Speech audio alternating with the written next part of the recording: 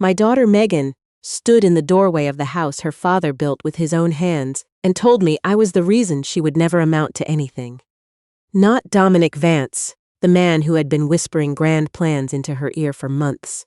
Not the mounting credit card bills hidden inside her desk drawer.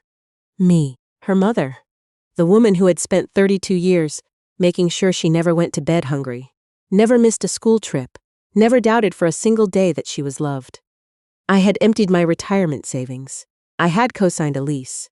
I had handed over check after check, because every time Megan described her dream, her eyes looked exactly like her father's when he talked about the future. But the night she asked me to mortgage our family home in Dartmouth so she could open a second location in downtown Halifax, and I said no, Megan looked at me like I had personally set fire to everything she ever wanted. I didn't yell, I didn't slam the door.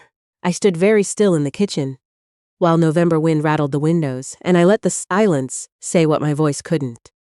The next morning, I canceled every automatic transfer to her business account. If you've ever poured your whole heart into someone who made you feel like an obstacle instead of a gift, please like this video and subscribe.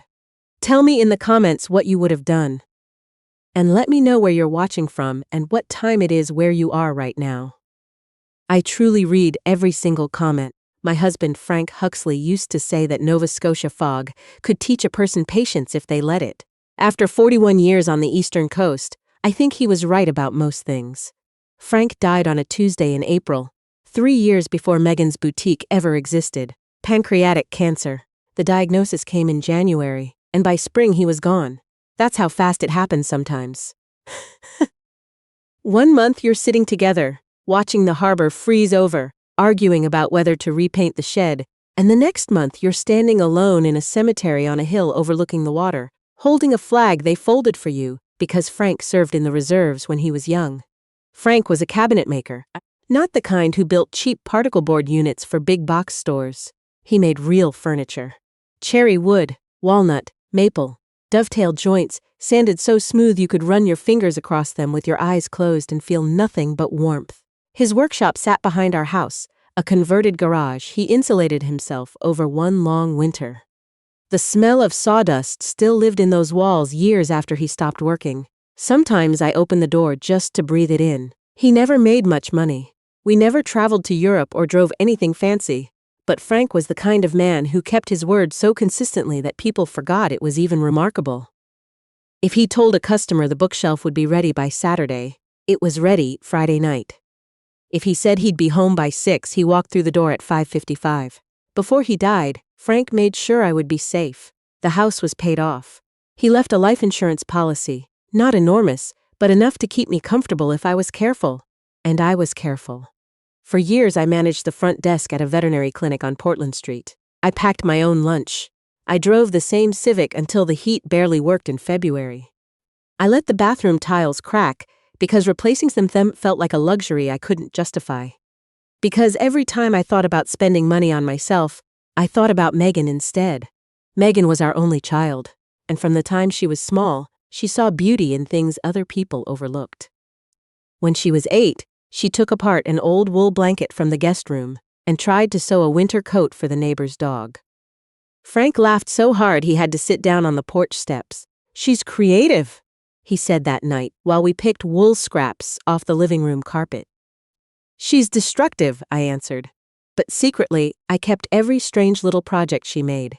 In high school, she filled notebooks with clothing sketches instead of paying attention in chemistry. She studied fashion at NSCAD for 2 years before the tuition became impossible. I still remember how she looked when she came home. Like someone carrying a secret they were ashamed of. "I couldn't finish," she whispered. "You paused," I told her. "That's different." At least, that's what mothers say when they're trying to keep their children's hearts from breaking. After Frank died, Megan became gentler with me for a while. She called more. She came over on Saturdays and helped me organize the workshop because she knew I couldn't face it alone. Then one evening, about 2 years ago, she sat across from me at this kitchen table with her laptop open and her hands shaking with excitement. "Mom," she said. I found a space. She showed me photographs of a storefront on Barrington Street. Exposed brick, tall windows, original hardwood floors. The kind of place that looked expensive even when it was empty. I want to open my own boutique, she said. Handmade pieces, local designers, vintage clothing, I redesign myself. I stared at her face. She looked alive in a way I hadn't seen since before Frank's diagnosis. Not just happy, lit from inside. What would you call it? I asked. Marigold and thread. She said it almost shyly, like she expected me to laugh. But I didn't laugh, I cried. Because, for the first time since the funeral, something beautiful seemed possible again. Over the following months, I poured money into that dream. Security deposit, first 6 months of rent, display racks, mirrors, lighting, part of the initial inventory. I dipped into Frank's insurance money to pay for a website because Megan insisted online sales would matter. Every time I handed her a check, she hugged me tightly. You're the only person who really believes in me, Mom. And I believed every word she said. God help me. I believed all of it. Then Dominic Vance appeared. The first time I met him, he walked into the boutique wearing a navy peacoat that probably cost more than my monthly groceries. Handsome in a careful way. Perfect teeth, expensive watch, the kind of confidence that fills a room before anyone speaks. Megan introduced him like she was presenting a celebrity. Mom, this is Dominic. He's helping me with brand strategy. Brand strategy. I remember thinking that sounded like a very expensive phrase for a small shop on Barrington Street. Dominic shook my hand and smiled warmly. You must be the incredible woman making this vision possible. At the time, I thought it sounded respectful. Now I realize he never once called me Megan's mother, only the woman making the vision possible. After Dominic entered our lives, my daughter started changing in ways I couldn't immediately name. At first, the changes looked like growth. Megan talked faster, carried herself differently, used words I'd never heard her say before. Mom, Dominic says we need to scale. Mom, Dominic has connections in Toronto. Mom, Dominic says thinking small is why most boutiques fail. The original plan for Marigold and Thread had been simple. A warm, welcoming shop with carefully chosen pieces, local handmade jewelry, and vintage items Megan redesigned by hand. That version sounded beautiful to me. Real. But Dominic changed everything. One afternoon, I walked into the shop, carrying sandwiches, and found 2 men ripping out the reclaimed wood, shelving Frank's friend Jerry had built as a gift. What happened to the shelves? I asked. Megan barely looked up from her phone. Dominic says they look too rustic. Something uncomfortable moved through my chest. Jerry spent 3 weekends building those. For 1 second, guilt crossed her face. Then it vanished. We need a cleaner aesthetic, Mom. Cleaner aesthetic. That phrase started appearing everywhere. The warm lighting replaced with cold designer fixtures. The local jewelry gradually removed in favor of expensive branded accessories. Every week brought another expense, another invoice, and each change made the boutique feel less like Megan and more like a magazine advertisement nobody asked for. Still, I kept helping. I worked mornings at the clinic and spent evenings at Marigold and Thread, steaming clothes and folding inventory, while Megan and Dominic discussed brand positioning over takeout sushi and wine. Sometimes I sat quietly in the back, pretending not to notice how Dominic interrupted her constantly, or how quickly Megan abandoned her own ideas whenever he disagreed. One evening I overheard them near the register. We can't afford this campaign, Megan whispered. We can't afford not to, Dominic answered immediately. If the launch looks cheap, nobody serious will pay attention. Silence. Then his voice softened. You said you wanted to build something extraordinary. Extraordinary requires risk. I peeked around the corner. Megan looked exhausted. Dark circles under her eyes, fingers trembling slightly around her phone. But when Dominic touched her shoulder, she nodded. That moment stayed with me. Not because I thought they were involved romantically. Because I recognized the look on my daughter's face. Dependency. The kind that makes a person stop trusting their own judgment. The money requests grew larger and more frequent. $5,000 for influencer partnerships, $8,000 for a VIP consultant, $12,000 for a launch event. I stopped understanding where the money was going. One cold Tuesday night, I sat at the kitchen table, surrounded by receipts while Megan paced nearby explaining why she needed another transfer. Dominic says we need stronger visibility before the grand opening. I rubbed my forehead. Megan, I already gave you money for marketing. That was phase 1. Phase 1 of what? She sighed like I was a child. Mom, this is how modern businesses work. How much have we spent total? She froze for half a second. That tiny pause scared me more than any number could have. "I'm not interrogating you," I said quietly. "I'm trying to understand." Megan crossed her arms. "Dominic warned me this would happen. Older generations panic when they see real startup costs because they don't understand scaling, brand positioning, market visibility." Every conversation now sounded like a business podcast instead of my daughter. I leaned back slowly.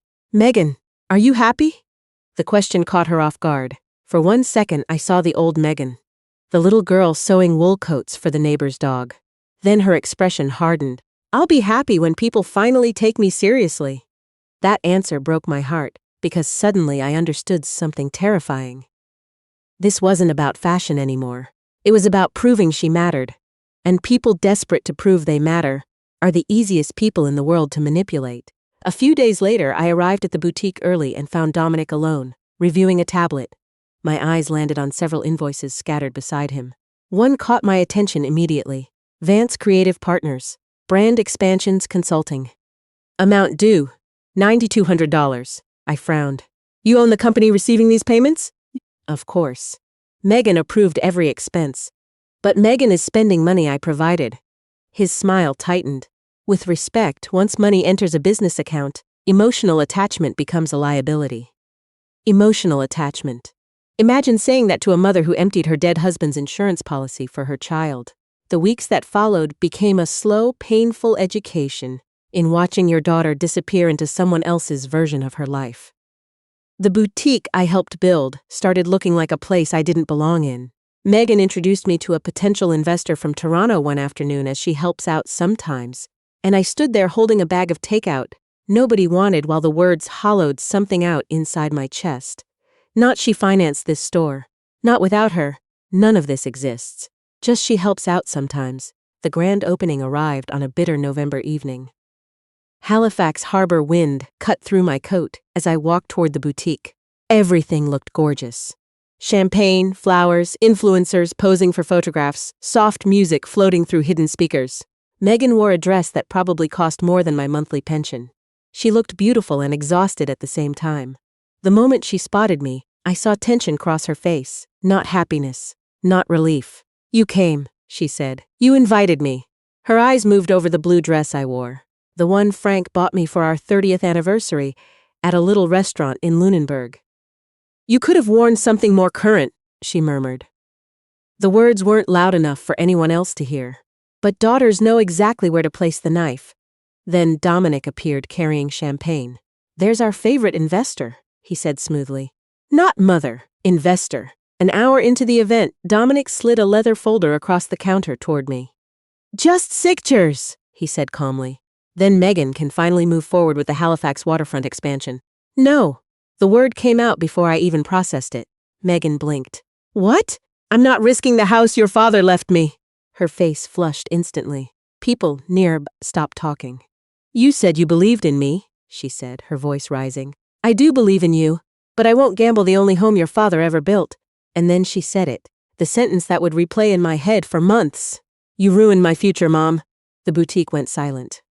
Champagne glasses froze. Music played softly overhead, making everything worse. My daughter stood beneath beautiful lights, surrounded by strangers who knew nothing about our lives, looking at me like I was her enemy. I placed my untouched champagne glass on the counter. "I hope someday you understand the difference between love and obediences," I said quietly. Then I walked out into the cold Halifax night. By the time I reached my car, I already knew what I was going to do the next morning. I barely slept.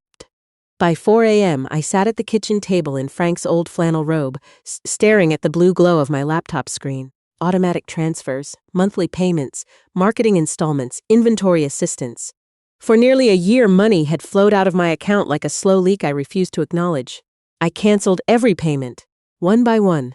The rent subsidy, the marketing support, the inventory transfers.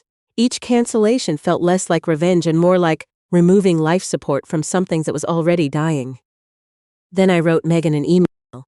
I rewrote it 6 times. The final version was simple. I would no longer provide financial support until full accounting records were reviewed. I requested documentation for all payments to Vance Creative Partners. And I ended with the sentence that took me longest to type: "I love you deeply, But love cannot survive where transparency and respect no longer exist. Her response came 15 minutes later. Not an email. Phone calls. 6, then 10, then 14. I didn't answer. The voicemail swung between panic and fury. Mom, payroll is due next week. Then, this is unbelievable. Dominic said you'd panic. You're punishing me because I embarrassed you. Do you understand how selfish this is? Selfish. I looked around the house Frank and I built together. The hardwood he refinished by hand. The kitchen cabinets he installed one summer, while Megan sat on the counter eating popsicles and handing him screws. And somehow protecting what remained of my life had become selfish. My friend Ruth Calloway came over that afternoon. Ruth had been my closest friend since we worked together at the QEII gift shop in our 20s. She was blunt in a way I never managed to be. Where I softened hard truths, Ruth looked directly at them. She sorted through the invoices Susan style, reading glasses low on her nose, coffee growing cold beside her. These consulting fees are absurd for a boutique this size, she muttered. Then she opened her laptop and searched business records. Vance Creative Partners. Registered less than 2 years. Almost no public client history. His business depends on convincing inexperienced owners to keep spending, Ruth said flatly. Later that week, Megan's boyfriend Scott Henley came to see me alone. He looked exhausted. He slid a stack of papers across my kitchen table.